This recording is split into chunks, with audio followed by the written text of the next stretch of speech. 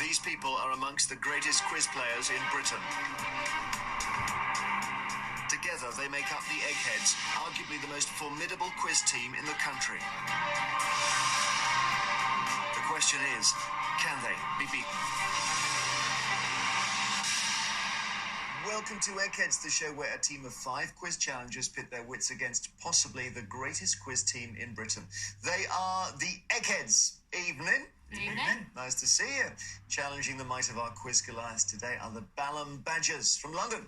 Now, the majority of this team met while studying at Durham University and now occasionally quiz together at the Regent pub in Balham. Let's meet them. Hi, I'm Alex, and I'm a transport planner. Hi, I'm Ollie, and I work in financial services. Hi, I'm Tim, and I'm an accountant. Hi, I'm Dom, and I'm an arts administrator. Hi, I'm Roy, and I'm an international journalism student.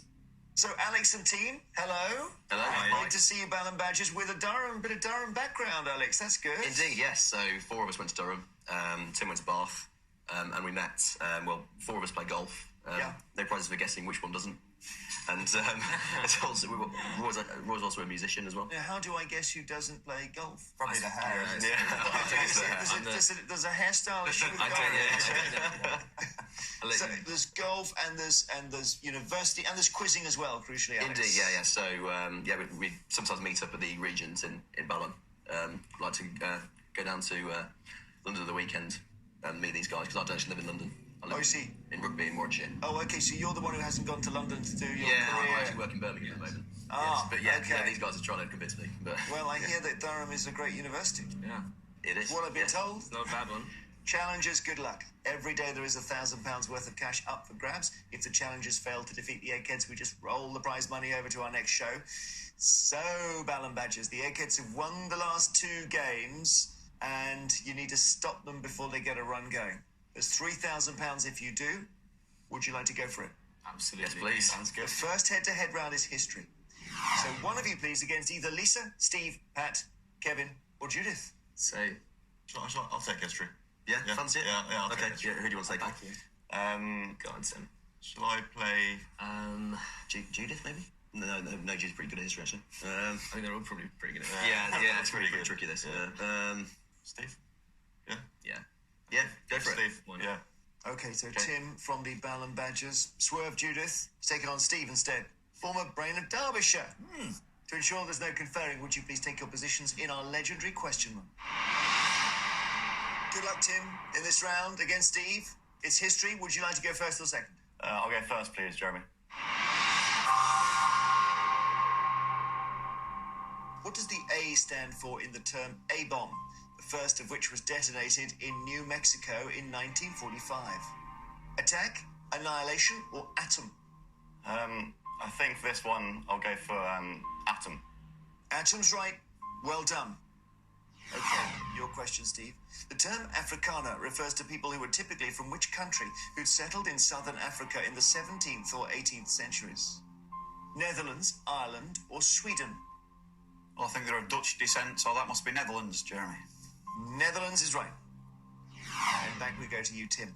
In which war were helicopters used by the armed forces for the first time? World War I, World War II, or the Vietnam War? Well, I'm sure that they were used in the Vietnam War. So it's just a question of whether they did come about earlier. I think I'm gonna stick with Vietnam War, actually. Help us, Eggs. What? Helicopters in the Second World War? Right towards the end. Right towards the end. Yeah. On which side? Both sides? Well, it was more American. American. Yeah.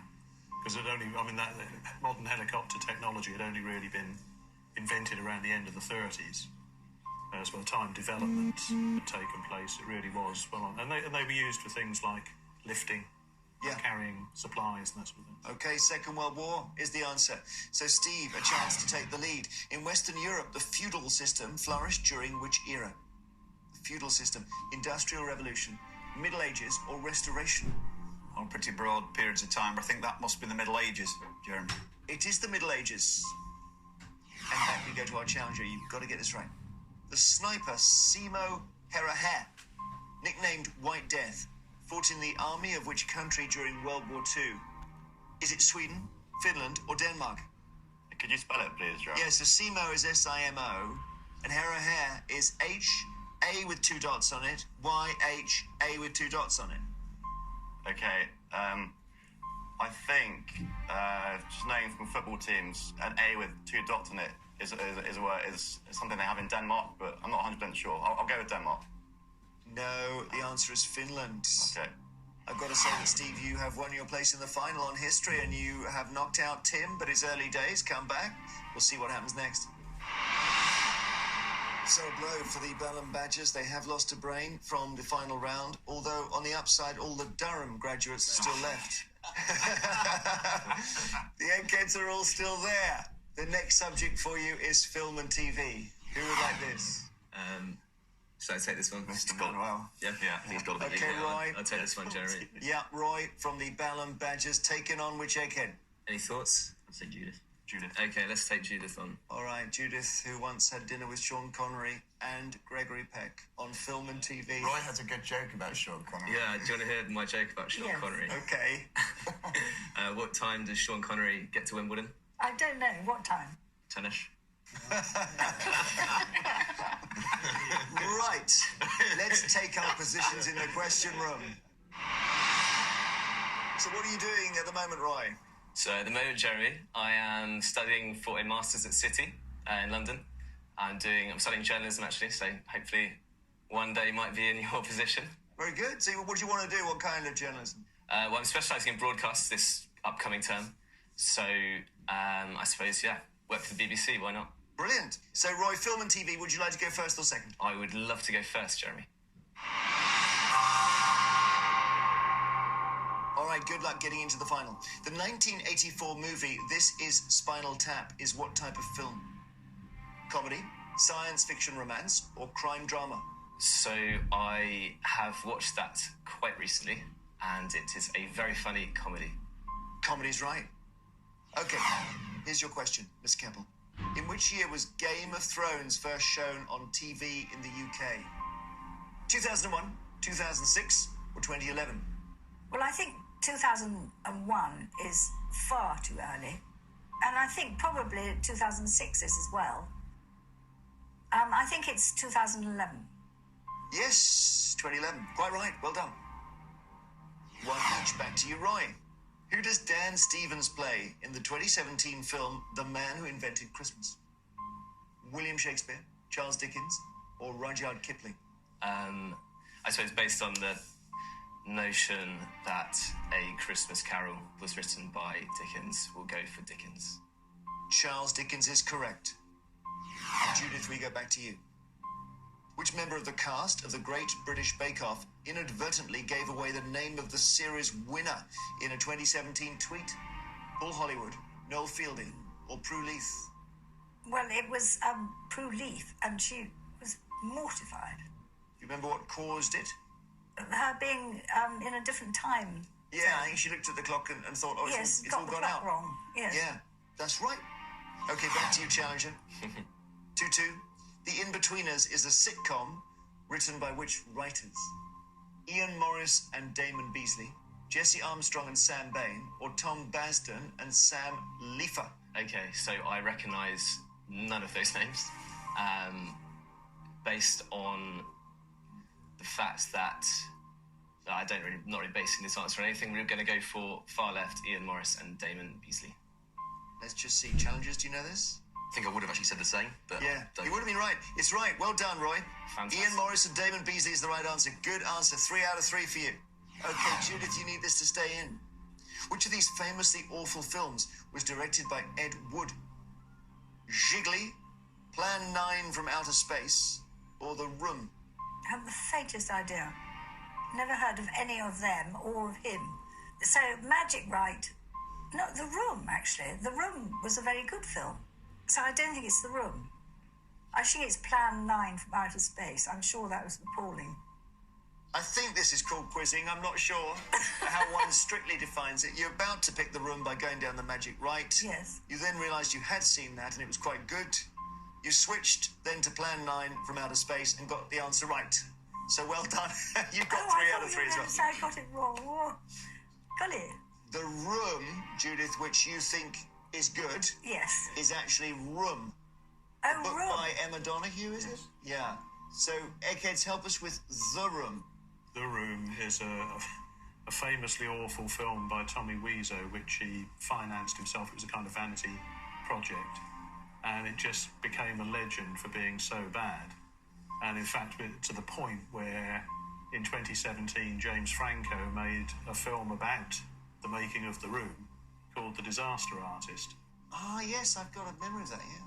And then at the Golden Globes Award, he made the mistake of inviting Tommy Wiseau up on stage with him because he was the inspiration, only to find that the guy was trying to grab the mic and do all the talking himself, so he had to literally push him away. It was quite... Judith, you've got the question right. That's really all that matters. The wrong facts were behind your answer, but that hardly matters. Right. 3 questions we've had. You're level on 3. We go to sudden death, and I don't give you alternatives, so it's a bit harder. It's cruel, Jeremy. Timothy Dalton played the role of James Bond in how many films? I want to say 2. I'm going to say 2. 2 is right, yeah. Do you know what they were? I do in the back of my mind, but I can't name them right now. The Living Daylights yeah. and License to Kill. That's the one. Judith, your question, you need this to stay in. Which actor starred in the films Alien Covenant, X-Men Apocalypse, and The Counselor? I don't know. Ryan Gosling. No, it's Michael Fassbender. You've been knocked out, Judith. Well done, Roy. You're in the final. Thank you very Leveled it up as well. Come back to us, and we'll play round 3. So the Balham Badgers have lost a brain from the final round, but the Eggheads, crucially, have lost one as well. And the next subject is science. Who would like this? Science, round 3. It's got to be. Yeah, Well, I'm going to have to step up to that. Family. Ollie? Yeah. Okay. Against which Eggheads? So it's going to be Lisa, Pat, or Kevin. I'll go for Lisa. Very good. Ollie, from the Balham Badgers, takes on Lisa from the Eggheads on science. To ensure there's no conferring, please go to the question room. Science is the round, Ollie. Do you want to go first or second against our Lisa? I'll go second. Okay, Lisa, here we go. Which system of complementary medicine involves fine needles being inserted in the skin at specific points along what are considered to be lines of energy? Acupuncture, Reiki, or homeopathy? Apparently it's very good for you. I'm never going to find out because I'm petrified of needles. It's acupuncture. Acupuncture is correct. Ollie, your question. Which branch of science deals with measuring lines and angles and assessing the relationship between them? Is this probability, geometry, or calculus? I'm going to go for geometry. Geometry is quite right. Well done. Lisa, which of these animals is known for its ability to fight and kill snakes? Star-nosed mole, pangolin, or mongoose? Quiz anecdote. My husband once claimed to some friends that the plural of mongoose is polygoose.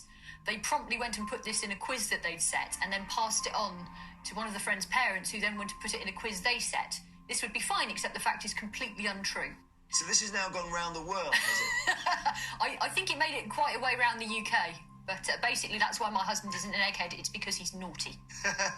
Anyway, mongoose, they kill snakes. Mongoose do, and if there are lots of them, I think we could call them polygeese. Ollie, the alloy amalgam, often made with mercury, is typically used in which of these things? Dental fillings, plaster of Paris, or fire extinguishers? I'm tempted to go with dental fillings. Mercury, maybe it's got something to do with temperature, because I guess that's why mercury, that's why they're used in thermometers. Based on that, I'll go with fire extinguishers. Oh, you had it first time. Oh. It's dental fillings. Okay, Lisa. What do the mitochondria in the human body do? Do they regulate body temperature, convert food into energy, or generate sweat? I know what they do in plants. Let's have a think about that. Mitochondria, they're little cells. I think in a plant, they're little holes that let stuff in and out. Which would sort of suggest in a human it's to do with temperature. But I'm nervous. I think we'll take sweat out of the equation. We'll be because my first thought was convert food into energy, and now I'm panicking. I'm not convinced by my convert food into energy argument, so we'll try regulate body temperature. No, you've gone wrong. It is convert food into Yes, it is. Oh, for goodness sake, woman! Okay, Ollie, you're still in it, but you must get this right. A lifeline. Which extinct species is thought to be the largest ever flying animal with a wingspan of up to 15 meters? Is it Archaeopteryx, Quetzalcoatlus, or Great Auk? I mean, I assume that's from the dinosaur era. I'm not going to try and pronounce it, but I'm going to go for the middle answer, because that sounds like a dinosaur related name. Go on, give it a go. Quetzalcoatlus. Yeah, that's well done. Yeah, you should get a point just for reading it. And you're right as well. How about that? Quetzalcoatlus means you take Lisa to sudden death. Here we go, Lisa. I don't give you options, remember. In 1952, Alistair Pilkington invented the float process for manufacturing which material? Getting a connection between Pilkington and glass. Glass. Glass is right. Plate glass. And basically molten glass is floated over a bath of molten tin to achieve a flat surface. That's what he did. Glass is the right answer. Ollie, to you to stay in. Which unit of measurement is made up of 1,852 meters? I tend to say 1 mile, but for some reason I thought 1 mile was around 1,600. 1,000 meters, 1 kilometer.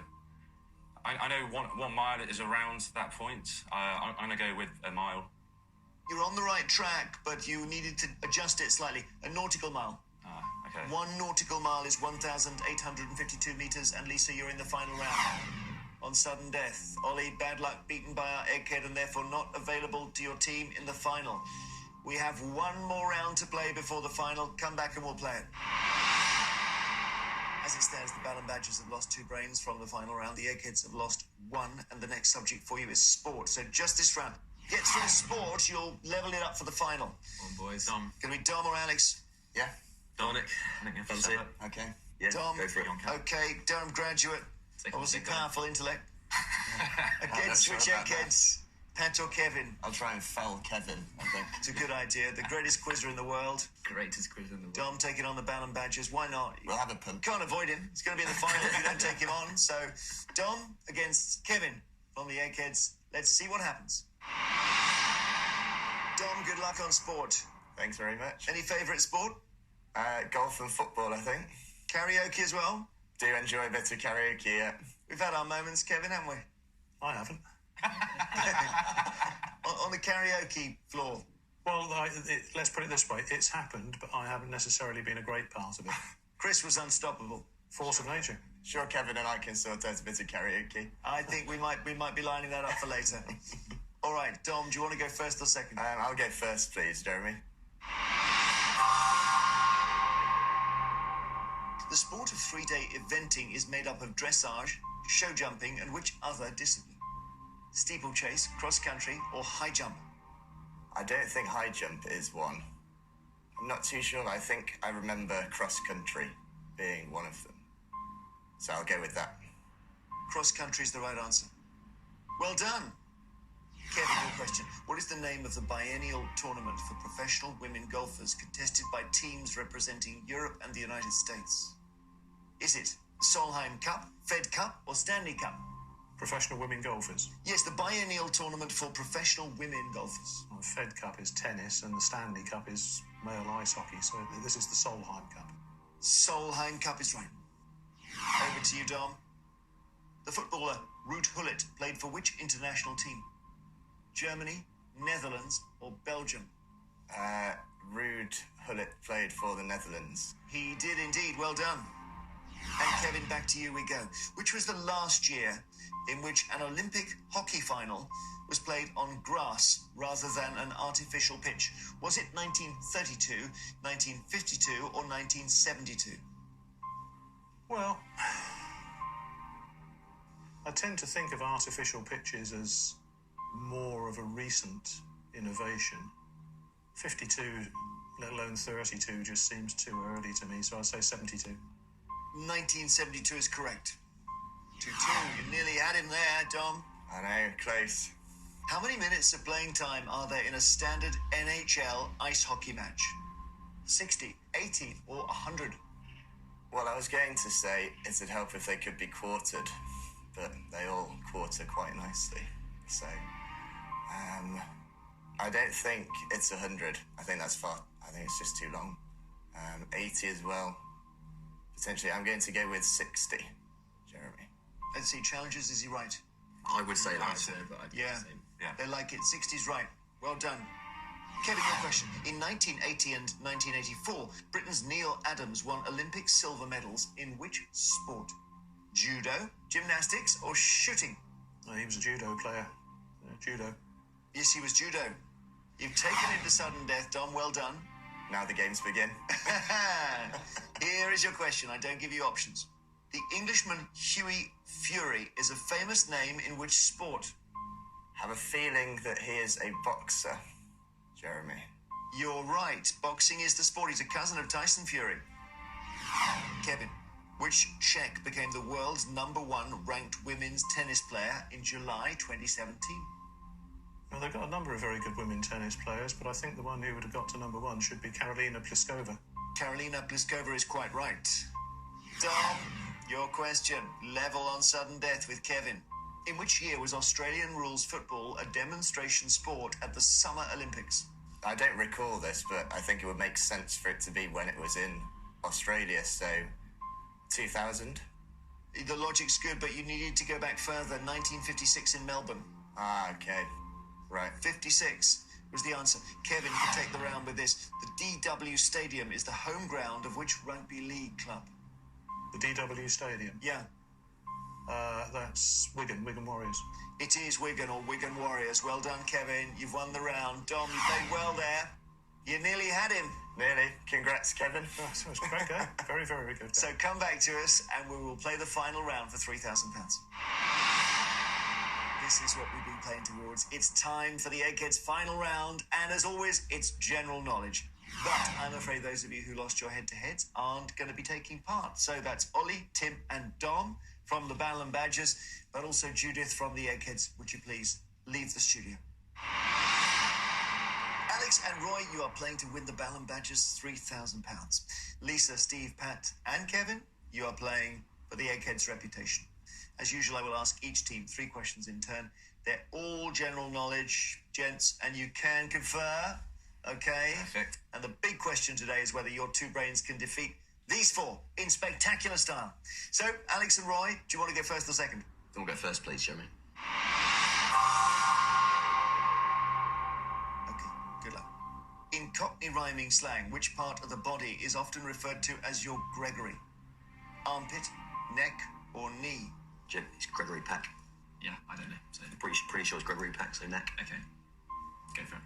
I think neck. Yes, neck is right. Well done. Gregory Peck. It's a connection.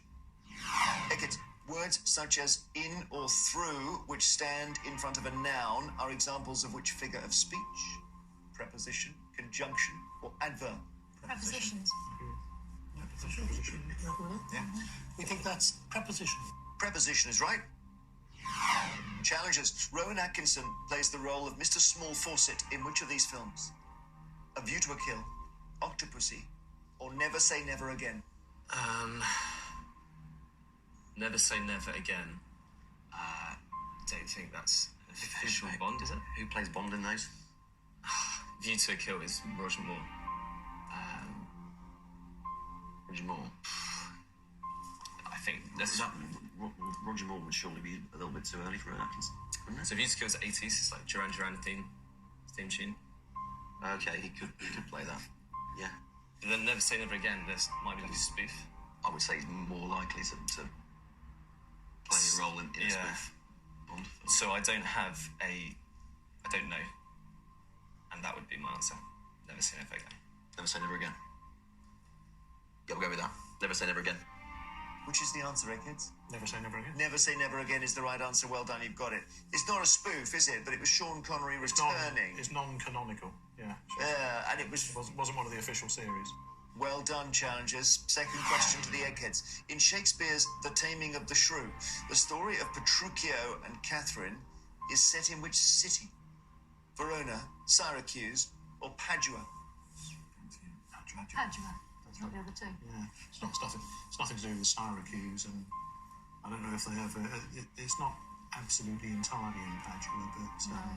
Problem is, it comes after Two Gentlemen of Verona. It would seem a bit sort of. I'm pretty sure it's Padua. I'd have gone Padua. Yeah, Okay. I think it's Padua. We think that's Padua. Padua's right. Third question challenges. You're playing really well. Level in the final. £3,000 we're playing for. Get this right. And it may be the last thing you need to do today. Which Labour politician and member of the Shadow Cabinet became a grandmother in 2017 at the age of 37? Angela Rayner, Dawn Butler, or Rebecca Long Bailey? She's from up north. I should know this. The one I'm gravitating towards is Angela Rayner. Same, because she is the only one I really know. She's so ignorant of me. It's ringing bells. Yeah, like really vague, really, yeah. So, yeah. I mean, if you don't have any other kind of qualified guess, then it's our best.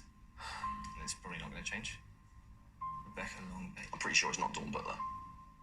Rebecca's quite a young name. But it's not true at all, but... Becky Long Bailey. Angela's, I don't know, it's quite a... I'm moving towards Rebecca Long Bailey now. I don't really know what it is that's making me do that, but I just something... 37-year-old Angela. Something's pushing me towards Rebecca Long Bailey. Rebecca's... It's got that, like 30s vibe to her. So he's pushing me towards Rebecca. Should we go with her? I'll push you towards Rebecca, Yeah. Yeah, final answer. Rebecca Long Bailey. So at some point you said Angela Rayner is my answer and nothing will shift me off that. I wish you hadn't shifted. It's Angela Rayner. Okay, so you can take it with this. In November 2017, Forbes magazine announced that which woman was the world's highest paid model that year? Was it Ashley Graham, Kendall Jenner, or Cara Delevingne? Kendall Jenner, I think. Well, no, she made loads of money. I wouldn't say Cara Delevingne. I don't think it was Cara Delevingne. She's busy doing lots of I don't know movies, so Ashley it's Graham related to that. No, she's plus size. She's a plus size model. Yeah, I don't see that to be Ashley Graham. I think they're with us. Yeah, I think I'm happy to go with that if you guys are happy to go with that. I'd certainly go for Feels certainly plausible answer. Well, Cara Delevingne had her film role. She did. Yeah. I don't think why Ashley Graham would have had a colossal. She's a big name. Not going to earn the same sort of money as Kendall Jenner would have. I think that would be the issue. Yeah, I'm not. Yes. She's not like We're happy to go. I'm happy to go with Kendall Jenner if you are. We think that was Kendall Jenner. Kendall Jenner is your answer. If you're right, you've taken the contest. It's not Ashley. It's not Cara. It's Kendall Jenner. We say congratulations, Eggheads. You have won.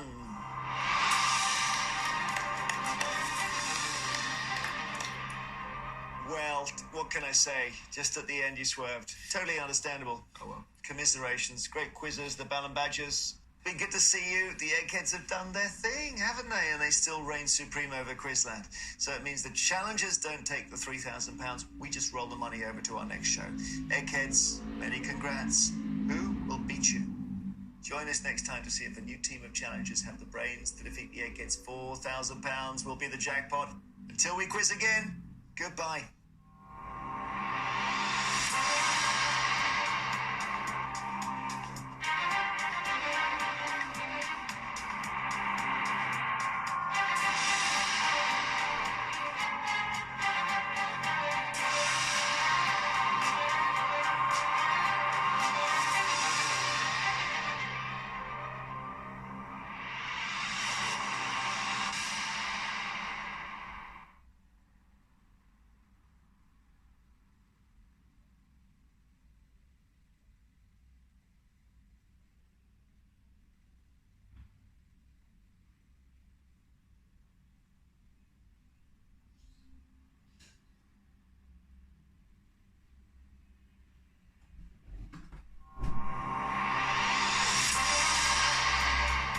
These people are amongst the greatest quiz players in Britain.